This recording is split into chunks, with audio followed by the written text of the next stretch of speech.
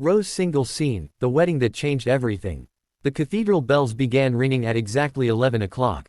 Armin felt each chime like a slow knock against his ribs. The building stood tall and white under the afternoon sun, polished marble steps shining as guests in expensive suits and glittering gowns climbed upward with practiced elegance. Luxury cars lined the street. Laughter floated in the air like perfume. And there he stood, not as the groom, not even as a friend, just a guest. Armin adjusted the cuffs of his dark suit, a suit he had bought years ago when he thought he would be the one standing at the altar. His ex-fiancée, Mira, had once helped him choose it. She said navy blue made him look like someone who could conquer the world. He had almost believed her. Now, she was inside that cathedral, preparing to marry someone else. Armin could have ignored the invitation. He could have thrown it away. But something inside him needed closure. Needed proof that the chapter was truly over. He stepped toward the entrance. That's when he saw her. She was sitting near the side wall, half hidden in shadow. Her coat was worn thin. Her shoes were scuffed. A small paper cup sat beside her.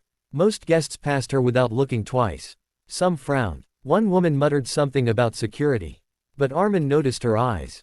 They weren't dull or defeated. They were steady, calm, observing everything. As he reached the door, a gust of wind blew the wedding program from his hand. It fluttered across the steps and landed near her feet. She picked it up carefully, smoothing the edges as if it were something precious. "You dropped this," she said softly, standing to hand it back. Her voice carried no shame, no pleading, just kindness. "Thank you," Armin replied. For a moment, they stood there in silence, separated by invisible lines society draws so easily. He noticed she wasn't asking for money. She wasn't asking for anything. She simply returned what wasn't hers. Inside, the music swelled, violins tuning, guests settling into seats. He looked at the grand doors. Then back at her. A strange thought entered his mind. "Would you?" He hesitated, unsure if he'd lost his senses. "Would you like to come inside?"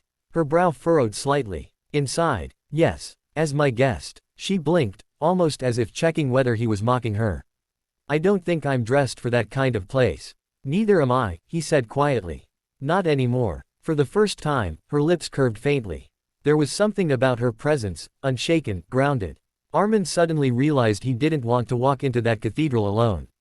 Not into a room full of people who had watched his relationship crumble and whispered about how he wasn't ambitious enough for Mira. He wanted someone beside him who didn't care about status. Someone real. He extended his hand. After a brief pause, she placed hers in it. Her grip was warm, steady. Together, they stepped inside. The moment they entered, conversations dipped. Heads turned. Whispers bloomed like wildfire. Armin felt the stares immediately, sharp and judging. He kept walking, posture straight.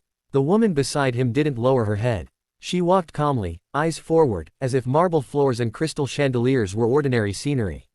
They found seats near the middle. A woman in pearls leaned toward her husband. "Who is she?" she hissed. "No idea," the husband muttered. "Must be some kind of statement." At the altar, Mira stood radiant in white. Her groom, Rohan, a wealthy businessman with a flawless smile, held her hands. But Mira's gaze shifted. She saw Armin. Then she saw who stood beside him. Confusion flickered across her face. Then disbelief. Then something else, something unsettled. The ceremony began. The priest spoke of love, loyalty, and forever. Words Armin once imagined hearing for himself. He thought he would feel pain. Instead, he felt strangely calm. Beside him, the woman listened attentively, her expression thoughtful. At one point, she leaned closer and whispered, "Do you regret coming?" He considered the question. "No," he answered truthfully. "Not anymore." She nodded as if that mattered. When the vows were exchanged, applause filled the cathedral.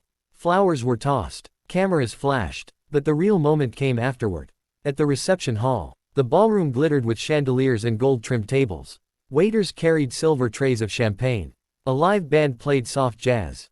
Armin and his unexpected companion entered together. Now the stares were impossible to ignore. A man from Mira's old social circle approached with a tight smile. "Armin. Long time." His eyes slid toward the woman. "Interesting date." Armin didn't flinch. He realized he didn't know her name. She stepped forward gracefully. "My name is Sarah." Her voice was calm but firm. The man chuckled awkwardly. "Well, Sarah, welcome to this." She met his gaze without blinking. "Thank you. It's a beautiful celebration." There was no sarcasm, no bitterness, just honesty. The man left, unsettled. Armin exhaled. "I'm sorry." This must be uncomfortable. I've been in far more uncomfortable places, she replied gently. This is just a room. A room. He realized how much power he had given to rooms like this. 2 opinions. 2 appearances. Across the hall, Mira approached. Her gown shimmered as she walked, guests parting around her.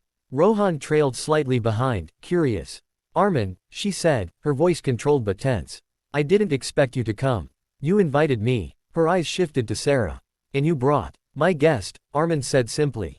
Silence hung between them. Mira studied Sarah from head to toe. But instead of embarrassment, Sarah offered a polite smile. Congratulations, she said sincerely. You look very happy. Mira seemed caught off guard. Thank you. For a brief second, something unspoken passed between the 2 women. Recognition, perhaps, of strength. Rohan cleared his throat. Well, enjoy the evening. They walked away. Armin watched them go, and waited for jealousy. It didn't come. Instead, he felt lighter. Dance with me, Sarah suddenly said. He blinked. What? The music is good. And you look like someone who needs to stop thinking. Before he could protest, she guided him toward the dance floor. Guests stared openly now, but when they began to move, something shifted. Sarah danced not with practiced elegance, but with freedom. She laughed softly when she misstepped. She didn't care who watched. Her joy was unfiltered. Armin found himself smiling, really smiling, for the first time in months. Around them, whispers faded. People were watching not in judgment now, but in curiosity. Who was this woman who walked in with worn shoes and now carried herself like she owned the room? Halfway through the song, the band faltered. The lead singer's microphone cut out, causing awkward silence. Murmurs spread. Before anyone could react, Sarah stepped toward the small stage.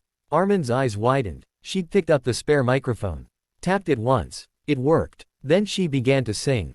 Her voice was rich, clear, hauntingly beautiful. The entire ballroom froze. Conversations died mid-sentence. Glasses paused mid-air. She sang an old love song, not flashy, not loud, but filled with raw emotion.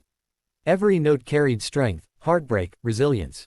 By the second chorus, the musicians had joined her, following her lead instinctively. Even the bride and groom stood stunned. When she finished, the room erupted into applause. Not polite clapping, thunderous applause. Armin stared at her, speechless. You never told me. She smiled shyly. You never asked. A well-dressed older man approached, eyes bright. That was extraordinary. Have we met before? She hesitated. A long time ago, perhaps. Recognition dawned on his face. You're Sarah Malik, the conservatory prodigy. Murmurs rippled again, this time not with judgment, but astonishment. Years ago, Sarah had been a rising classical vocalist. Until an accident, financial collapse, and family loss had pushed her life off course. She hadn't been homeless because she lacked talent. She had been homeless because life can be cruel. The narrative in the room changed instantly. But Armin looked at her differently. Not because of her past fame, but because she never used it to demand respect. She earned it simply by being herself.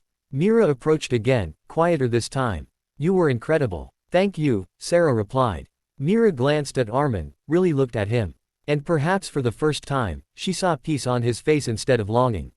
I hope you're happy, she said softly to him. He smiled. I think I'm learning how to be. Later, as the evening wound down, Armin and Sarah stepped outside into the cool night air. The noise of the party faded behind them. Why did you really invite me in? She asked. He thought carefully. Because everyone inside was pretending to be something. And you weren't. She looked at him, eyes glistening slightly in the streetlight. You didn't seem like you belonged out there, he added. Maybe I didn't, she said. But neither did you. They both laughed quietly. A long pause followed. What will you do now? He asked. She shrugged. Start again, I suppose. He nodded slowly. You won't have to do it alone, he said, surprising himself again. She studied his face, searching for pity. There was none, only sincerity. The cathedral bells rang once more in the distance, signaling the end of the celebration. But for Armin, it felt like a beginning. Not because he brought someone to prove a point. Not because she stunned the room. But because in a place where he once felt small, he finally stood tall. And beside him stood someone who reminded him that worth isn't stitched into suits or measured by guest lists. It's carried in how you walk into a room. Even when the world thinks you don't belong. Under the dim glow of streetlights, they walked away from the wedding, not as a spectacle, not as a scandal. But as two people who had unexpectedly found dignity in each other's presence. And for the first time that day, Armin felt something stronger than heartbreak. Hope.